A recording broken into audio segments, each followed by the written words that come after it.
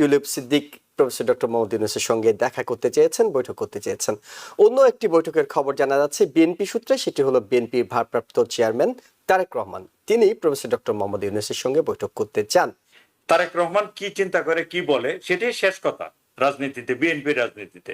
সেই দৃষ্টিকোণ থেকে আমি মনে করি প্রফেসর ইউনূস তারেক রহমানের সাথে কথা বলার যেহেতু একটা স্কোপ আছে, এটা দেশের জন্য খুবই গুরুত্বপূর্ণ। বাংলাদেশ বিএনপির পক্ষ থেকে আনুষ্ঠানিকভাবে মিটিং এর তারিখ পর্যন্ত ঘোষণা করে দেওয়া হয়েছে যে কয় তারিখে তাদের মিটিং হবে। ফলে এটা এখন নিশ্চিত যে তিনি মানে আর ধোঁয়াশা নেই, তিনি মিটিং করবেন এবং মিটিং করলে মানে একটা আপোষের চেষ্টা হবে। কিন্তু এপ্রিল মাসে তিনি যে ঘোষণা দিয়েছেন ওই ডেটটা চেঞ্জ করার জন্য, ডিসেম্বরের ভিতরে করার জন্য বিএনপি আন্দোলন শুরু করছে।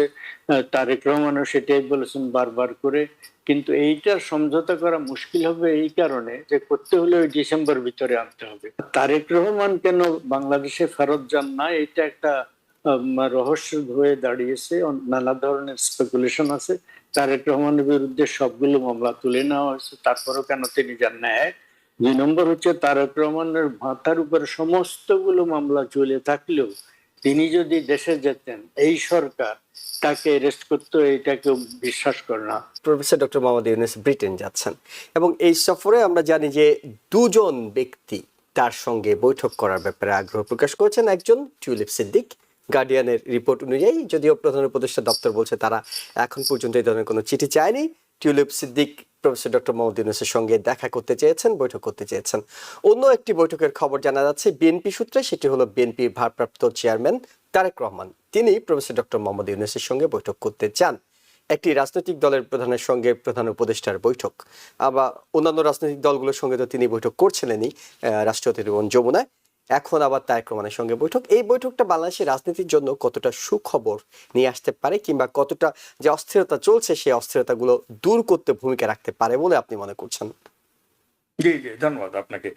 দেখুন, এই যে বাংলাদেশের বর্তমান রাজনৈতিক প্রেক্ষিতে যেহেতু প্রধান উপদেষ্টা প্রফেসর ইউনূস সব রাজনৈতিক দলগুলির সঙ্গে একাধিকবার বৈঠক করেছেন, ইনক্লুডিং বিএনপির প্রতিনিধি দল, এবং বিএনপি বর্তমানে ধরে নেওয়া হয় সবচেয়ে বড় রাজনৈতিক দল আওয়ামী লীগের অনুপস্থিতিতে।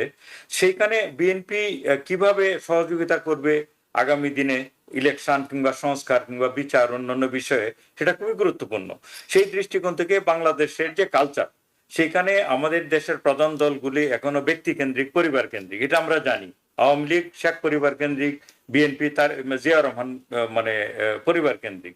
সেটাকে মানে সবকিছু বাদ দিয়ে যদি বলি, বাংলাদেশে কার্যকর কিছু হতে হলে কথাটা আসলে উপরের স্তর থেকে আসতে হবে। তারেক রহমান কি চিন্তা করে কি বলে সেটাই শেষ কথা রাজনীতিতে, বিএনপির রাজনীতিতে। সেই দৃষ্টিকোণ থেকে আমি মনে করি প্রফেসর ইউনূস তারেক রহমানের সাথে কথা বলার যেহেতু একটা স্কোপ আছে, এটা দেশের জন্য খুবই গুরুত্বপূর্ণ। কারণ তিনি যা বলেন, তিনি যে সিদ্ধান্তে আসেন, তিনি যে সমঝোতায় আসেন, এটাই হচ্ছে শেষ কথা হয়ে যাবে বিএনপির জন্য। সেই সূত্রে আমি মনে করি এটা খুব জরুরি। বিশেষ করে নতুন ইলেকশন ডেট না দিলেও একটা সময়কাল ঘোষণা করার পরে বিএনপি যতটা হচ্ছে বিরোধিতা করছে এই মানে ইউনূস সরকারের, সেটা হয়তো বা ফয়সালা হয়ে যাবে তারেক রহমানের সাথে দেখা হলে। তারেক রহমানেরও নিজের দেশে ফেরত যাওয়া প্রয়োজন। আমার ধারণা তাদের মধ্যে এক ধরনের একটা বোঝাপড়ার মাধ্যমে এই জিনিসটা ফয়সালা হবে যে তারেক রহমান কবে বাংলাদেশে যেতে পারবেন, এটা আমার ধারণা।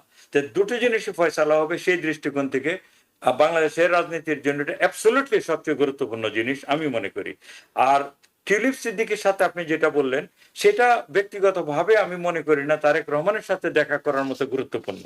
টিউলিপ একে তো হচ্ছে তিনি বাংলাদেশের কেউ না, তিনি ব্রিটিশ একজন এমপি এবং প্রাক্তন মন্ত্রী। শেখ হাসিনার তিনি আত্মীয়, সেটা সত্য, এটা আমার ধারণা। সেটা প্রফেসর ইউনূস নিজেই সিদ্ধান্ত নেবেন এটা তার সাথে দেখা করলে পলিটিক্যালি তিনি লাভবান হবেন নাকি লোকসানে পড়বেন, প্রফেসর ইউনূস আর কি, সেটা বিবেচনায় নিয়ে তিনি শেষ পর্যন্ত সিদ্ধান্ত নেবেন। যার জন্য ওই যে প্রফেসর ইউনূসের যে প্রেস সেক্রেটারি শফিকুল আলম, তিনি কিন্তু খুব ডিপ্লোম্যাটিক ওয়েতে বলছে যে টিউলিপ সিদ্দিকের কোনো করেসপন্ডেন্স আমাদের হাতে এসে পৌঁছেনি। আপনার কি মনে হয় এটা পৌঁছেনি? আমি মনে করি পৌঁছেছে, কিন্তু তারা এখনো সিদ্ধান্ত নিতে পারেনি যে এই দেখাটা করবেন কিনা। এই জন্য তিনি ডিপ্লোম্যাটিক্যালি এই কথাটা বলে যাচ্ছেন। তাতে প্রতীয়মান হয় যে টিউলিপ সিদ্দিকের সাথে দেখাটা এখনো নিশ্চিত না, এবং এটাতে কতটা দেশের লাভ হবে সেটা বিবেচনায় নিয়েই হয়তো প্রফেসর ইউনূস দেখা করবেন কিংবা করবেন না। তবে তারেক রহমানের সাথে দেখা করাটা আমি মনে করি বাংলাদেশের ভবিষ্যতের জন্য, অস্থিরতা কমানোর জন্য, সুষ্ঠু ভাবে সমস্ত জিনিসগুলো ভবিষ্যতে পরিচালনা করার জন্য খুবই জরুরি। জি, সৈয়দ মোহাম্মদুল্লাহ, পররাষ্ট্র মন্ত্রণালয় থেকে বাংলাদেশের বলা হচ্ছে যে তার এই ব্রিটেন সফরটা খুবই গুরুত্বপূর্ণ, কিন্তু গুরুত্বপূর্ণ কোনো সূচি তারা দেখাতে পারছে না। যদিও বলা হচ্ছে ব্রিটেনের প্রধানমন্ত্রী কিয়ার স্টারমারের সঙ্গে তার একটি বৈঠকের কথা রয়েছে, কিন্তু মূলত তিনি যাচ্ছেন রাজার পক্ষ থেকে একটা হারমোনি অ্যাওয়ার্ড গ্রহণ করার জন্য, এবং সেইখানে আসলে গুরুত্বের জায়গাটা কি তারেক রহমানের সঙ্গে বৈঠক, সেটি গুরুত্বপূর্ণ। এছাড়া আমরা সবসময় দেখি যে তিনি বাংলাদেশি সংবাদ মাধ্যমে তেমন কিছু বলেন না প্রফেসর ডক্টর ইউনূস। তার গুরুত্বপূর্ণ ঘোষণাগুলো বিদেশি কোনো সংবাদ মাধ্যমকে দেওয়া সাক্ষাৎকারের মধ্যে আমরা জানতে পারি বিভিন্ন সময়। এবারের সফরটা, অর্থাৎ এই যে ব্রিটেন সফরটা, এটা আসলে বাংলাদেশের জন্য আসলে কতটা গুরুত্বপূর্ণ বলে আপনার কাছে মনে হচ্ছে? আমার মনে হয় বেশ গুরুত্বপূর্ণ। একটা হচ্ছে যে তিনি মানে একটা হারমোনি সম্প্রীতি অ্যাওয়ার্ড তারা দিচ্ছে, রাজা দিচ্ছেন, সেটা নেবেন, তাতে তার ইমেজ আরো বাড়বে। তিনি বিশ্বব্যাপী বিভিন্ন জায়গা থেকে মানে গত এক দশকের মধ্যে অনেক অ্যাওয়ার্ড নিয়ে এসছেন, ডক্টরেট নিয়েছেন, ফলে তিনি মনে করেন তার নিয়ে একটু এই ধরনের জিনিস খুব পছন্দ করেন। আর যে কোনো লোককে দিলে, যে কোনো ব্যক্তি, যে কোনো রাষ্ট্রনায়ক, তারা এটা খুব আনন্দের সাথে গ্রহণ করুন, সেটি একটা দিক। অন্য হচ্ছে যে যুক্তরাষ্ট্র যদিও আপাতত বাংলাদেশের সরকারের সাথে সম্পর্ক ভালো মেনটেন করছে, বলা হচ্ছে সেন্ট মার্টিন নিয়ে, করিডোর নিয়ে, বন্দরের একটা অংশ নিয়ে যে সমস্ত কাণ্ড কারখানা হচ্ছে, তার পেছনে যুক্তরাষ্ট্রের একটা ব্যাপার আছে। একটা সেন্ট মার্টিন তো বটেই, অন্য দুটোর ব্যাপারে যুক্তরাষ্ট্রের আছে। ফলে ডক্টর ইউনূসের সাথে তারা সম্পর্ক এখন ভালো মেনটেন করছে, কিন্তু এট দি সেম টাইম ভারতকে যুক্তরাষ্ট্র খুব দরকার, এবং চীনের বিরুদ্ধে। সেই ক্ষেত্রে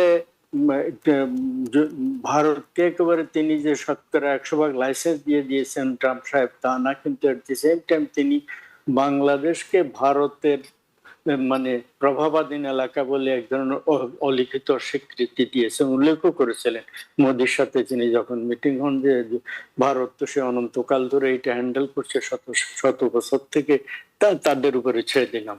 তো শেষ পর্যন্ত তাদের নিজের আপাত ইমিডিয়েট স্বার্থগুলো এখানে নিশ্চিত হওয়ার পরে ভারতের হাতে যদি ছেড়ে দেয়, তো সেক্ষেত্রে মানে সেই প্রভাবটা কিছুটা স্লথ করার জন্য, কিছুটা নমনীয় করার ক্ষেত্রে যুক্তরাজ্য কিছু ভূমিকা নিতে পারে। যুক্তরাজ্যের প্রধানমন্ত্রীর সাথে ট্রাম্পের মোটামুটি একটা সুসম্পর্ক তৈরি হয়েছে, সেসব কারণেও তিনি হয়তো ভাবতে পারেন